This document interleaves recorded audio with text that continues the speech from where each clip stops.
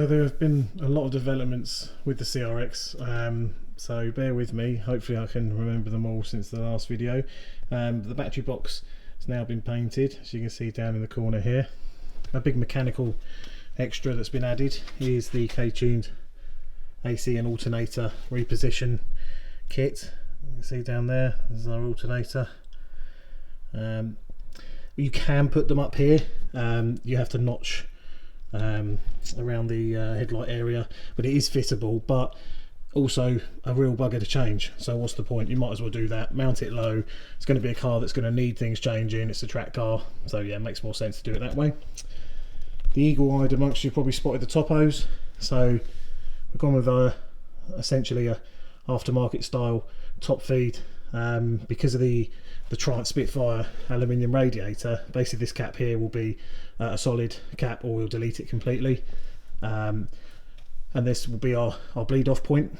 We're going to run Evans waterless coolant anyway, so there's not going to be a lot of pressure in the system, and as you can see, our actual K-tuned hoses cut up to fit onto that okay.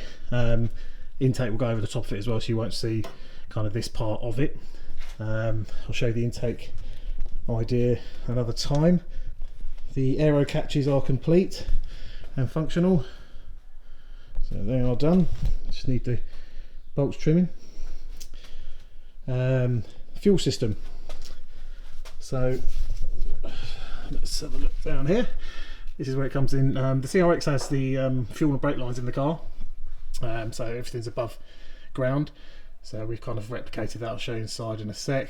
But here we have our feed, return, see feed to fuel rail, turn back out here, and our FPR here with the gauge. Still a pigsty inside, but you can see the fuel lines running down here to our tank pickup, which is down into the body, and that goes out onto to the tank. At the moment with the fuel system, we're just going to mount this section in here, which is a decent quality fuel filter. So that's that, and we've made up a bracket to cover it, and we'll become clear with that a bit later during the final install. The bonnet does clear now. However, what I'm probably going to do is I'm probably going to shave the Honda badge or the letters off the rocker cover anyway, and what I'll do is I'll probably take a little bit, just a few mil out of this top corner here, just to give it a little bit of extra space, because that is kind of where you can see the little mark. If you push down on the bonnet, it will touch, so it'll give us a little bit more breathing space. We have unfortunately still had to run the bonnet lifters as well. So yeah, I don't know if you guys have seen that bit yet, but essentially the clutch bracket and clutch mechanism bracket, the hydro conversion bracket, is now mounted. We've got a nice solid mount on it now. As you can see, the wiring we've started to run to see what we need, what we don't, where we can slim it down, and obviously with the battery being in the corner here, got to change it up slightly. We'll also try and run possibly a battery kill switch. We might just, while we're there, might as well wire that in if we've got the time for it now, so pulling everything apart. For those of you who like the mechanical side of things a little bit more, you'll know exactly what this all lot equates to. You can see a different final drive, a limited slip diff from M Factory, it's a metal plate type, and some new bearings and a couple of shim washers, things like that. But all of this equals faster acceleration and more traction in and out of corners. I'm not going to go into the exact specifics of the diff and the drive yet, because it's not your typical one. It is a Honda original part, but it's not it's not the one that most people go with as a rule. So we're going to try this out and see how we get on. But yeah, there we go. Most of the wiring we've now put back into the bay to decide what we're keeping, what we're not. Another new addition is our little clutch reservoir now, going down to our hydro swap out clutch kit. And if I go around this way, there is the bracket installed to protect the fuel filter.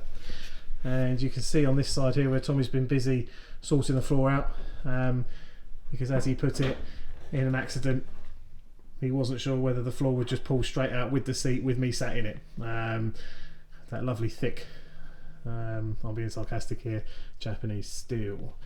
Unfortunately, hashtag because Corona, we are unable to get gas and we ran out of gas, so we can't quite finish this yet, but you get the idea.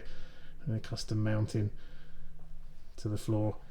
It's also braced as well on the underside.